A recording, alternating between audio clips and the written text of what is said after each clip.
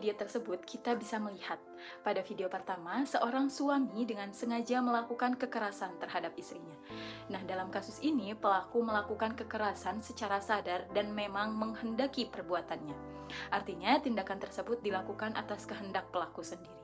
Sedangkan pada video kedua, yaitu kecelakaan lalu lintas beruntun. Seorang pengemudi yang terburu-buru mengemudikan kendaraannya tanpa memperhatikan kondisi jalan dan menjaga jarak aman sehingga menabrak kendaraan di depannya dan menyebabkan kecelakaan beruntun.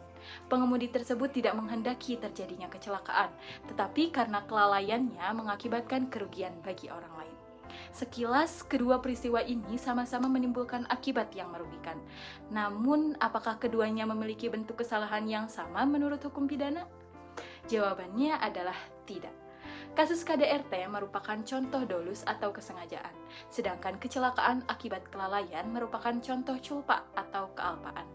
Lalu, apa sebenarnya yang dimaksud dengan kesalahan atau skul dalam hukum pidana?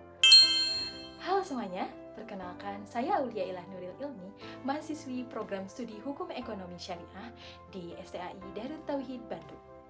Pada video pembelajaran kali ini, saya akan membahas mengenai skuld atau kesalahan dalam hukum pidana.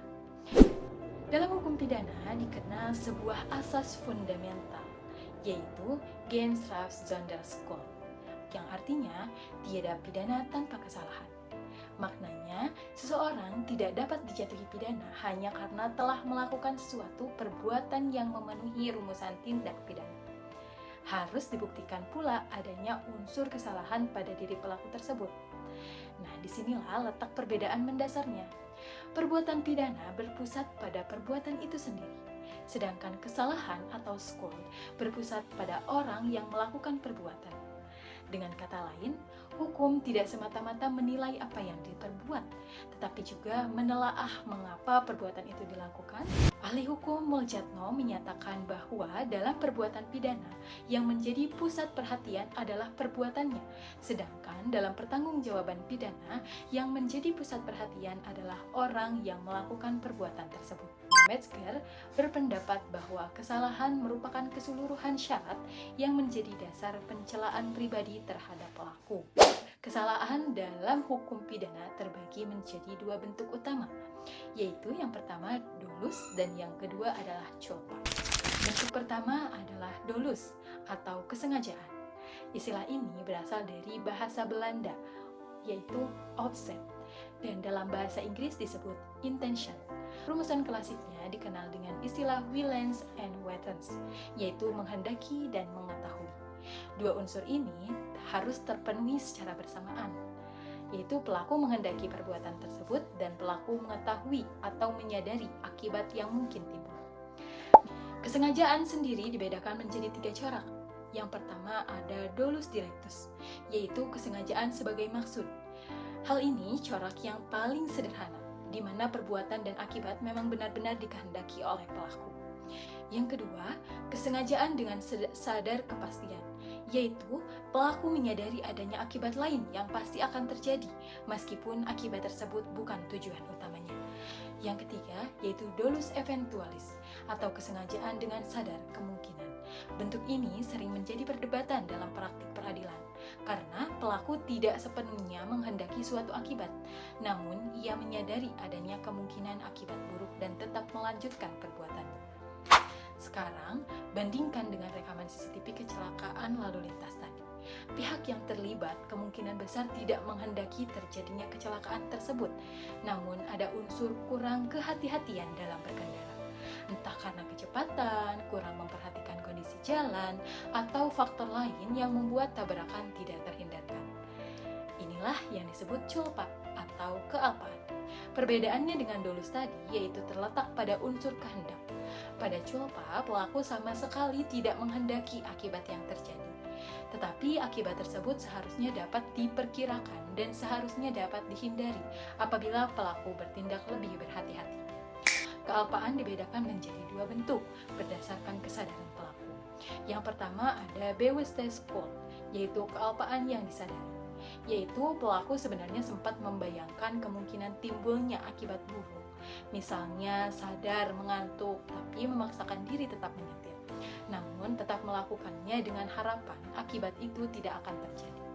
Yang kedua, ada onbewussteskuld, yaitu kealpaan tidak disadari, di mana pelaku sama sekali tidak membayangkan kemungkinan timbulnya akibat tersebut, padahal seharusnya ia mampu memperkirakannya. Nah, terdapat pula perbedaan antara kealpaan berat yang berlaku dalam konteks hukum pidana dan kealpaan ringan yang berlaku dalam konteks hukum perdata. Selain itu, dikenal pula kealpaan materi, yaitu tidak memperhatikan kehati-hatian secara umum, dan kealpaan teknis, yaitu tidak mengikuti prosedur keahlian tertentu. Misalnya dalam kasus dugaan malpraktik medis, di mana tenaga kesehatan dianggap tidak mengikuti standar operasional prosedur yang berlaku. Lalu, bagaimana apabila pelaku dalam video semacam itu ternyata seorang anak? Apakah tetap dikenai pertanggungjawaban yang sama dengan orang dewasa?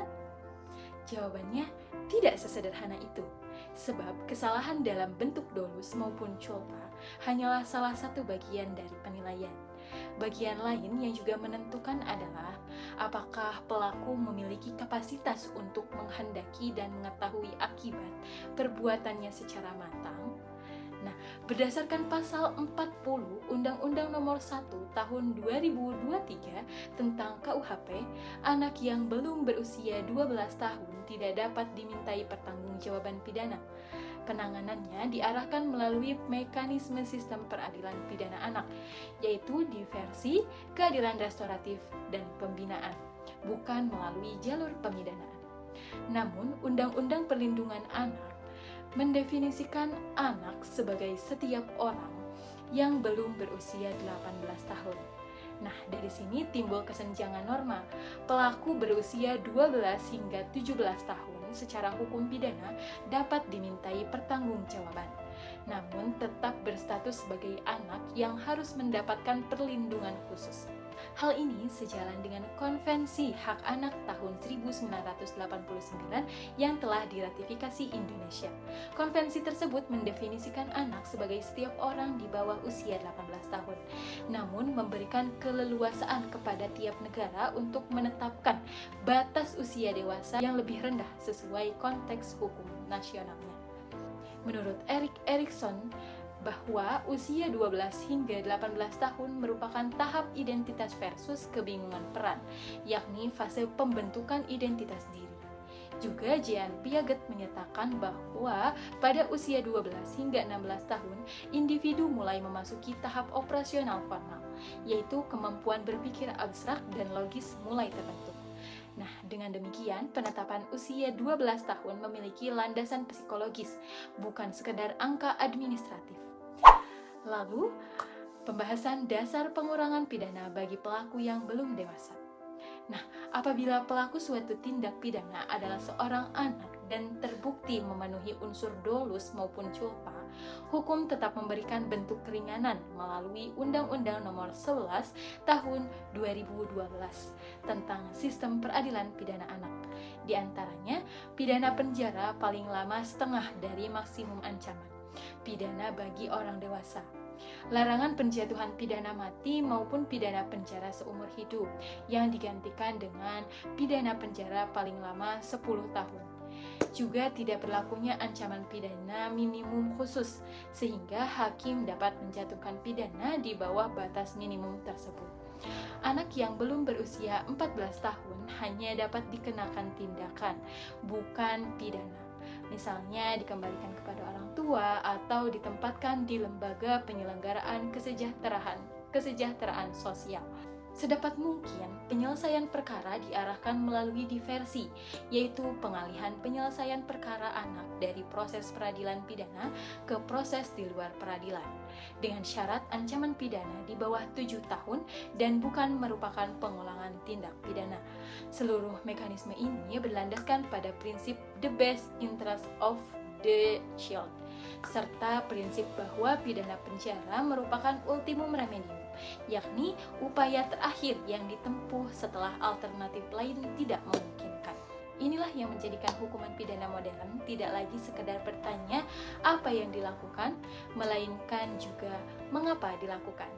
Dan disitulah letak pentingnya kesalahan. Demikian pembahasan mengenai konsep skul, dolus, dan culpa dalam hukum pidana. Semoga video ini dapat memberikan pemahaman yang lebih komprehensif mengenai dasar pertanggungjawaban pidana. Sampai jumpa pada pembahasan berikutnya.